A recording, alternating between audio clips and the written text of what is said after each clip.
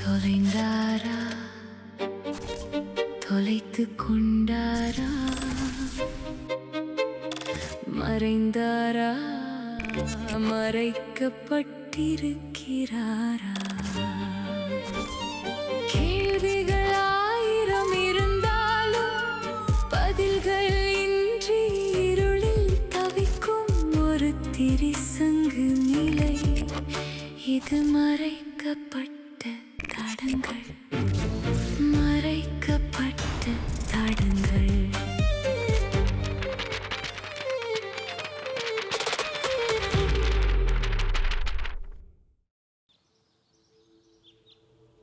வணக்கம். 1970களில் மற்றொரு காணாமல் போன சிறுமியின் கதை இது. 10 வயதான லிம் ஸ்வி லிங் 12 பிள்ளைகள் கொண்ட குடும்பத்தில் இளையவராக இருந்த அவர் வீட்டில் அனைவராலும் செல்லமாக வளர்க்கப்பட்டவர். மென்ரின் மொழியில் கஐ என்று அன்பாக அழைக்கப்பட்டவர். 1977ஆம் ஆண்டு நவம்பர் 25ஆம் தேதி தன் நண்பர்களை சந்திக்க வீட்டை விட்டு வெளியேறினார்.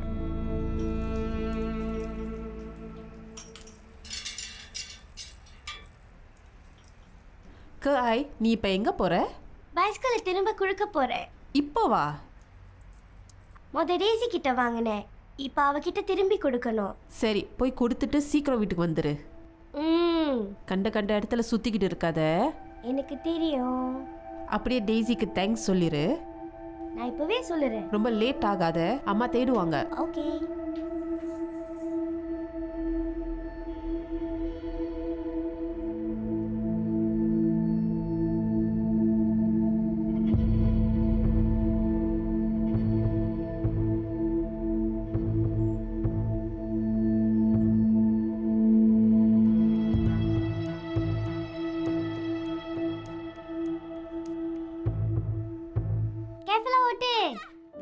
இப்பதான் எனக்கு ஓட்டு தெரியுமே. இன்னும் கொஞ்ச நேரத்துல கீழே வந்திருப்ப. அப்படிலாம் இல்ல. வா, எல்லாரும் பிளே கிரவுண்ட் போலாம். முடியாது, நான் வீட்டுக்கு போகணும். கொஞ்ச நேரம் தானே. இன்னும் கொஞ்ச நேரம். ஓகே, அதுக்கப்புறம் நான் வீட்டுக்கு போகணும். ஓகே, வா எல்லாரும் போலாம். ஓகே.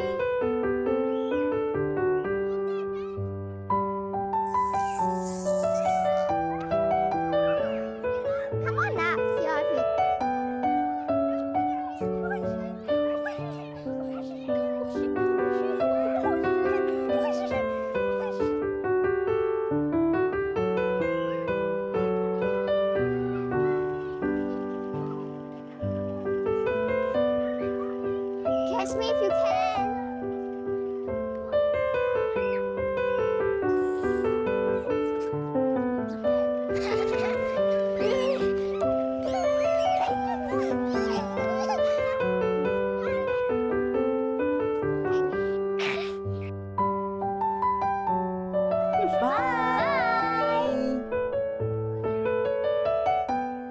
நாளைக்கு திருப்பி என் பைஸ்கல் உன்கிட்ட கொடுக்குறேன்.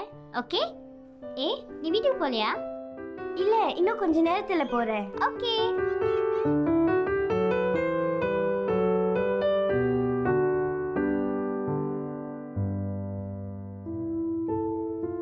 ஹலோ ஸ்வீலிங். Hello uncle. என்ன தனியா விளையாடிக்கிட்டு இருக்கியா? டேசியும் அண்ணனும் இப்பதான் போனாங்க.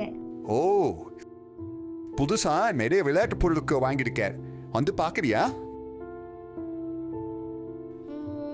என்ன விளையாட்டு பொருட்கள்? டாய்ஸ் தான், புதுசு, மசா மசா கூட இருக்கு, இப்பதான் வாங்கினேன். பாக்குறியா? நீ வீட்டுக்கு போலாம். ஓகே, உனக்கு பிடிக்கிறேன்னா பரவாயில்ல.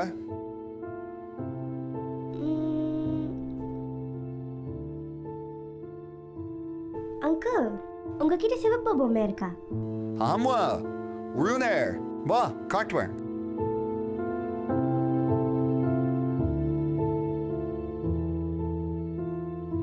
அந்த காலகட்டத்திலையும் பார்த்தீங்கன்னா அதிகமாக ஒருத்தருக்கு ஒருத்தர் நல்ல ஒரு புரிந்துணர்வு, ஒரு அவசரத்துக்கு பார்த்துக்கிறது, இந்த மாதிரிலாம் அதிகமாக இருந்தது. ஸோ ஒரு மூத்தவர்னா சரி மதிக்கணும், அவங்க நம்மளை எந்த விதத்துலேயும் நமக்கு தீங்கு செய்ய மாட்டாங்க, அந்த ஒரு மென்டாலிட்டி அந்த காலகட்டத்தில் கொஞ்சம் அதிகமாகவே இருந்திருக்கலாம். மோஸ்ட் ப்ராபப்ளி அந்த குழந்தை தெரிந்தே போயிருக்கலாம். ஏன்னா அந்த குழந்தைக்கு ஒரு மூத்தவர், ஸோ ஒரு பாதுகாப்பான ஒரு நபராக இருந்திருக்கலாம், அண்ட் ஃப்ரெண்ட்லியாக தெரிஞ்சிருக்கலாம். ஸோ அந்த குழந்தைகளுக்கு இவங்க நம்மளை தீங்கு செய்ய போகிறாங்க, இவங்க நம்மளை பாதுகாப்பாக பார்த்துக்குவாங்க, அந்த வேறுபாடு செய்ய தெரியாமல் இருந்திருக்கலாம். ஸோ நம்பி அந்த குழந்தை போயிருக்கலாம். ஸ்ரீலிங்கை கடைசியாக உயிருடன் பார்த்த தருணமும் அதுவே. அன்றிரவு அவர் வீடு திரும்பவே இல்லை. ஸ்ரீலிங்கின் குடும்பத்தினர் இரவு முழுவதும் அவரை தேடி அலைந்தனர். அவர் காணாமல் போய் 24 மணி நேரத்திற்கு பிறகு அதிகாரப்பூர்வமாக காணாமல் போனவர் நபர் புகாரும் அளிக்கப்பட்டது.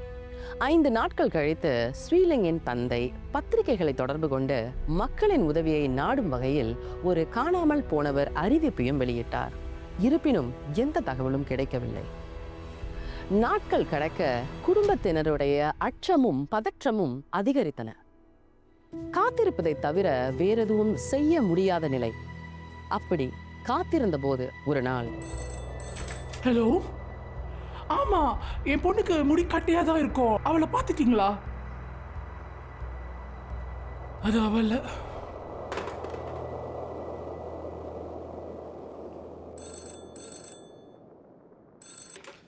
ஹலோ ஹலோ ஹலோ, உன் பொண்ணு என் கூட தான் இருக்கா. யார் இது? அவ மறுபடியும் வேணும்னா நான் சொல்றது கேளு. எங்க இருக்கா? நான் அவகிட்ட பேசணும். Hello hello. என்ன சொன்னாங்க? ஒண்ணு இல்ல. நம்ம இன்னும் கொஞ்ச நேரம் வெயிட் பண்ணுவோம். ஹலோ. நீங்க பயப்படாதீங்க ஆண்டி, அவ ஓடிதான் போயிருக்கா. யார் இது? யார் பேசுறது? ஆண்டி, நீங்க கொஞ்சம் காத்துருங்க, அவ வருவா வீட்டுக்கு. ஹலோ.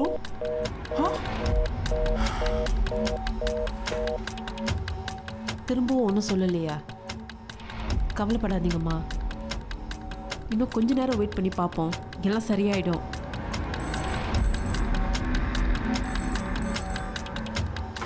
ஹலோ. ஆய், எங்க இருக்கான்னு எனக்கு தெரியும். யார் இது? வீட்டுக்கு அவ மறுபடியும் வரணுமா வேணாமா?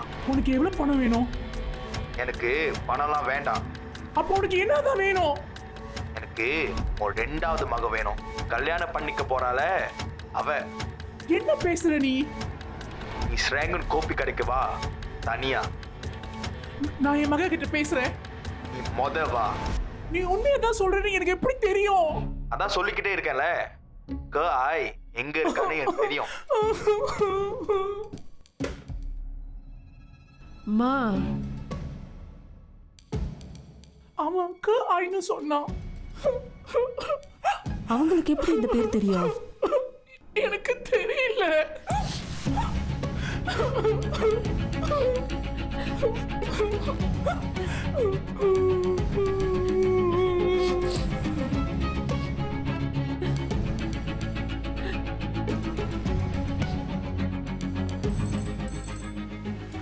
ஹலோ. ஹலோ, உன் 2வது மக, அவளை வர சொல்லு. எங்க? தியேட்டர் இருக்கு, வெள்ளை சட்டை போட்டுட்டு வர சொல்லு. நீ யாருன்னு அவளுக்கு எப்படி தெரியும்? எனக்கு அவளை பார்த்தா தெரியும். ஏன் நீ நம்மள இப்படி கொடுமைப்படுத்துற? உனக்கு பொண்ணு வேணும்னா நான் சொல்றத செய். நான் என் மக கிட்ட பேசி பார்க்கறேன்.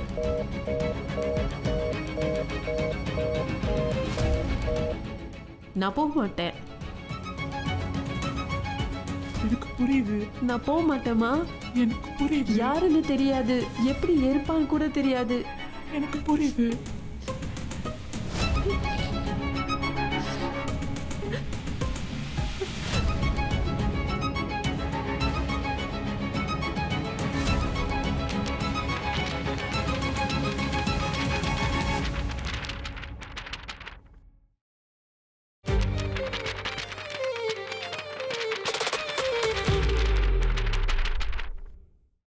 அழைத்தவர் சொன்னபடி ஸ்ரீலிங்கின் தாயார் குறிப்பிட்ட இடத்திற்கு சென்றார். ஆனால் அங்கு எவரும் வரவும் இல்லை, எதுவும் நிகழவும் இல்லை. அதன் பின்னரும் ஸ்ரீலிங்கின் குடும்பத்தினர் தொடர்ந்து அழைப்புகளை பெற்றுக்கொண்டே இருந்தனர். ஆனால் அவற்றுள் பெரும்பாலானவை ஏளன அழைப்புகளாகவோ பொய்யான தகவல்களாகவோ இருந்தன. அப்போது ஸ்வீலிங் காணாமல் போய் சரியாக 12 நாட்கள் ஆகிவிட்டன. 1970களில் வாழ்ந்த ஒரு 10 வயது சிறுமி எந்த தடயமும் இன்றி உண்மையில் எங்குதான் சென்றிருக்க முடியும்?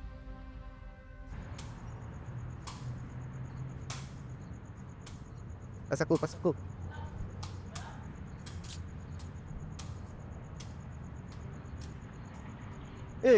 Butik.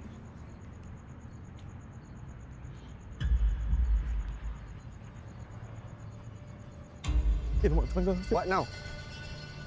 What's that smell? Why is it so smelly? I think it's on rubbish, But rubbish don't smell like this, What's that, that thing so leaks, call police.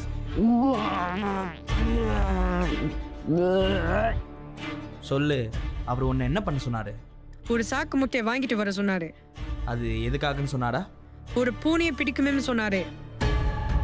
அவரு ஏன்னு சொன்னாரா? பூனையோட பல் தேவைப்பட்டுச்சுன்னு சொன்னாரு. யாரோடைய உயிரை காப்பாத்த. இது நம்புற மாதிரி இருக்கா? இல்ல. அப்ப எதுக்கு வாங்கின? அப்படி இன்னொரு மூத்துவரு வாங்க சொன்னாரு.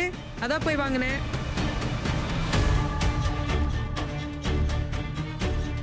அந்த சாக்கு மூட்டைக்குள் ஸ்ரீலிங்கின் அழுகிய உடலும் ஒரு துருப்பிடித்த வெட்டு கத்தியும் இருந்தன. காவல்துறை சம்பவ இடத்திற்கு வரும் முன்பே அங்கு குடியிருந்தவர்கள் பெரும் அளவில் திரண்டிருந்தனர். காவல்துறை அங்கு வந்த சில நிமிடங்களிலேயே காணாமல் போன நாள் அன்று ஸ்வீலிங் அணிந்திருந்த உடைகளை கொண்டு ஸ்வீலிங்கின் தந்தை அவருடைய உடலை அடையாளம் கண்டு கொண்டார். பின்னர் மருத்துவ பரிசோதனையில் அவருடைய கழுத்தில் காயங்களும் முதல் 8 விலா எலும்புகளில் முறிவுகளும் கண்டறியப்பட்டது. மூச்சு திணற கழுத்து நெரிக்கப்பட்டதே மரணத்திற்கான காரணம் எனவும் உடல் கண்டுபிடிக்கப்பட்ட நேரத்திற்கு முன்னால் 10 to 14 நாட்களுக்கிடையே அவர் உயிர் இழந்திருக்க வேண்டும் என்றும் தெரிய வந்தது. மரணத்திற்கு முன்பு அவர் பாலியல் வன்கொடுமைக்கு ஆளாக்கப்பட்டதும் பரிசோதனையில் தெரிய வந்தது. அதன் பிறகு காவல்துறை ஸ்வீலிங்கின் அண்டை வீட்டுக்காரர்களை விசாரணை செய்தனர். அப்போது கூலி தொழிலாளியான 41 வயது தியோ கொக்லியோங் கைது செய்யப்பட்டார். நாங்க ஏன் இங்க வந்திருக்கோம்னு உங்களுக்கு தெரிஞ்சிருக்கோம்.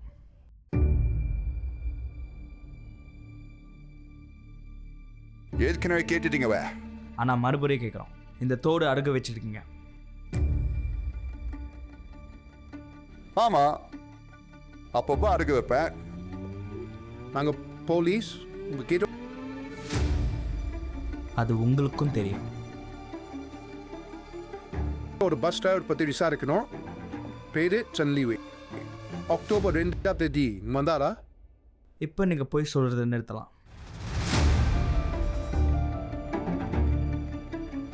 அப்படி நடக்கும்னு காலையிலையா? நான் வேணாமே. No. I thought if you put that.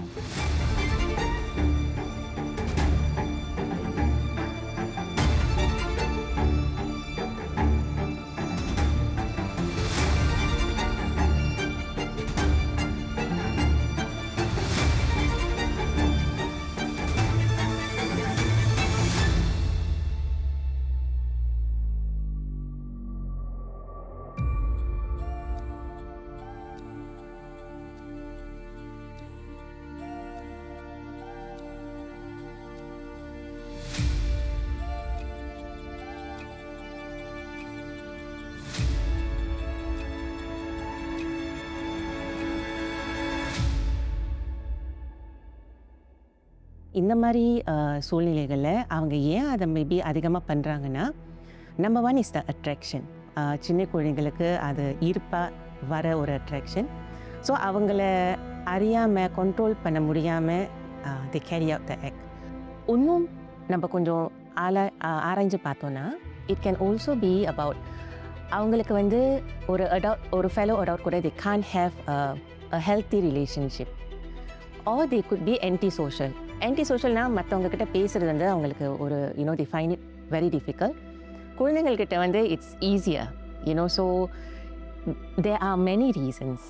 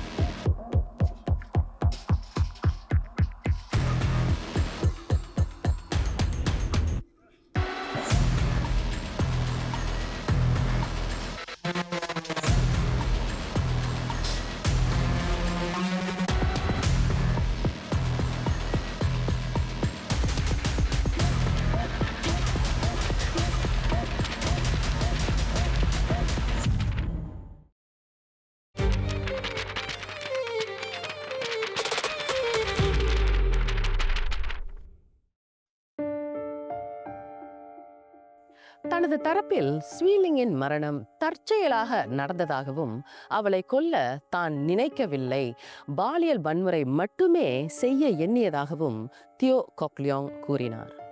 ஆனால் இந்த வாதத்தை நீதிமன்றம் ஏற்கவில்லை. 43 வயதான தியோ கொக்லியோங் இவ்வழக்கில் குற்றவாளி என்று தீர்ப்பளிக்கப்பட்டார். சிங்கப்பூரில் கொலை குற்றத்திற்கு வழங்கப்படும் ஆக உயரிய தண்டனையான மரண தண்டனை அவருக்கு வழங்கப்பட்டது. His defense was கற்பழிப்பு. He intended to commit rape. ஆனால் அது கொலை செஞ்சு சாக்கு மூட்டையில் போட்டு சாக்கடியில் போட்டு கொஞ்ச நாள் கழிச்சு தான் எடுத்தாங்க. அவர் செஞ்ச விதத்தை வச்சு தான் அவருக்கு அந்த இன்டென்ஷன் கமிட் மர்டர்னு சார்ஜ் பண்ணாங்க. பெத்தலாஜிஸ்ட் வந்து ரொம்ப டீட்டெயிலாக வந்து எக்ஸாமினேஷன் பண்ணுவாங்க இறந்த பிறகு. அதில் வந்து என்ன தெரிய வருதுன்னா, இவர் வந்து அன்டியூ ப்ரெஷர் வச்சு அந்த பொண்ணோட கழுத்தை வந்து நெரிச்சிருக்காரு. அதில் வந்து மேபி ப்ரீதிங் டிஃபிகல்ட்டியாக இருக்கலாம், ஏன்னா அது வந்து ரொம்ப சின்ன பெண்ணாக இருக்கிறதுனால. மற்றபடி வந்து எஸ்மேட்டிக்காக இருக்கலாம், ப்ரீதிங் ப்ராப்ளம்னால வந்து இறந்து இருக்கலாம். அவர் அந்த தோடு எடுத்து போய் விற்றுருக்கார், வேறு விற்றுட்டு படம் வேறு போய் பார்த்துருக்காரு. ஏன் அதை அடகு வச்சார், இதெல்லாம் கொஞ்சம் கவனிக்க வேண்டிய விஷயம் வச்சு கோர்ட்டுக்கு. அதே சமயத்தில் இந்த வழக்கில் என்னென்னா, அவர் வீட்டிலேருந்து ஒரு கத்திரிக்கோலை கண்டுபிடிச்சிருக்காங்க. அந்த கத்திரிக்கோலில் இருக்கிற சில அடையாளங்கள் வந்து அந்த தோடுலேயே இருந்திருக்கு. ஸோ அப்படி இருக்கும்போது தான் அவர் கூட இந்த குற்றம் அவர் தான் செஞ்சுருக்கணும். அழுத்துனது, தோடு போய் அடகு வச்சது, அந்த கத்திரிக்கோள் எல்லாத்தையும் சேர்த்து பார்க்கும்போது தான் திட்டமிட்ட கொலைன்னு இந்த வழக்கு நடத்தப்பட்டுச்சு. இப்போ வந்து ஸ்கூலில் பள்ளிக்கூடத்தில் வந்து நிறைய செக்ஷுவல் டாக், எப்படி அந்த நம்ம உடம்பை பாதுகாக்கிறது, எங்கே வந்து நோ சொல்கிறது, இதெல்லாம் கற்றுக் கொடுக்குறாங்க. அந்த காலத்தில் வந்து அது ரொம்ப குறைவு. அந்த டைம் வந்து ரொம்ப ட்ரஸ்ட் இருந்து நெய்பர்ஸ்லாம் இருந்தாலும் இந்த மாதிரி நடக்கிறதுக்கு வாய்ப்பு இருக்குது. அந்த டைமில் இந்த டைமில் இருக்குது. ஸோ நம்ம என்ன கற்றுக் கொடுக்கலான்னா, ஆரம்பத்திலே ஏதாவது நடந்தால் உடனே வந்து உதவிக்கு கேளு, ஆளை கூப்பிடு, என்கிட்ட நம்பி சொல்லு. அந்த பேரண்ட்ஸ் வந்து அப்ரோச்சபிளாக இருக்கணும். முக்காசி நேரம் பிள்ளைங்க சொல்கிறதுக்கு ஏன் சொல்ல மாட்டாங்க, தயங்குறாங்கன்னா பயப்படுறாங்க. நம்ம திட்டு வாங்குவோம், நம்ம ஏசு வாங்குவோம். ஸோ அந்த ட்ரஸ்ட் பேரண்ட்ஸ்க்கோ பிள்ளைக்கோ இருக்கணும். எது நடந்தாலும் நீ என்கிட்ட சொல்லலாம், நான் பகத்தப்பட மாட்டேன், நான் வந்து உன்னை கேட்குறேன், நான் உன்னை நம்புகிறேன்னு. ஸோ அது வந்து நம்ம பிள்ளைங்களுக்கு வந்து நம்ம கற்றுக் கொடுக்கணும். நம்ம வந்து ஓப்பனாக சொல்லணும், ஏதாவது நடந்தால் நீ என்கிட்ட சொல்லு, தயக்கப்படாத. அதே சமயத்தில் நம்ம பாடி பார்ட்ஸை வந்து யாரும் உன்னை தொடக்கூடாது. தெரிஞ்ச ஆளாக இருந்தாலும் சொந்தக்காரங்களாக இருந்தாலும் தொடக்கூடாது. எங்கே தொடலை, எங்கே தொடக்கூடாது, எது வந்து அக்செப்டபிள், எது அக்செப்டபிள்னு நம்ம சொல்லி கொடுக்கணும். தீர்ப்பு வாசிக்கப்பட்ட போதும் தியோ எந்த உணர்ச்சியையும் வெளிப்படுத்தவில்லை என்றும் காவல்துறை அவரை நீதிமன்றத்திலிருந்து அழைத்து சென்ற போது ஸ்வீலிங்கின் பெற்றோரை ஒரு கணம் பார்த்ததாகவும் கூறப்பட்டது. ஸ்வீலிங்கின் கொலை 1977 சிங்கப்பூரில் பெரும் பரபரப்பை ஏற்படுத்திய கொலைகளில் ஒன்றாக பதிவு செய்யப்பட்டது. 1987 சிங்கப்பூரில் உடலை சாக்கு மூட்டைக்குள் மறைத்து அகற்றப்பட்ட மிகவும் கொடூரமான கொலைகளில் ஒன்றாக மீண்டும் நினைவுறுத்தப்பட்டது. நான் இந்திரா, மீண்டும் சந்திப்போம். இது மறைக்கப்பட்ட தடங்கள்.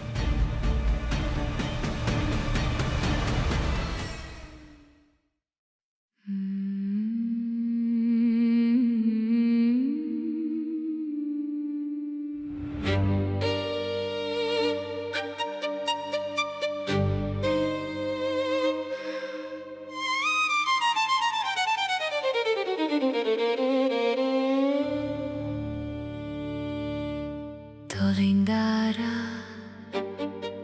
தொலைத்து கொண்டாரா, மறைந்தாரா, மறைக்கப்பட்டிருக்கிறாரா? கேள்விகள் 1000 இருந்தாலும் பதில்கள் இன்றி இருளில் தவிக்கும் ஒரு திரிசங்கு நிலை. இது மறைக்கப்பட்ட தடங்கள், மறைக்கப்பட்ட தடங்கள்.